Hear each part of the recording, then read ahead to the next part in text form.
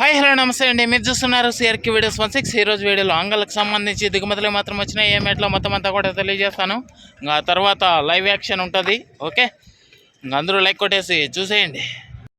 ఈరోజు 25వ తారీఖు ఏప్రిల్ నెల 2026 శనివారం.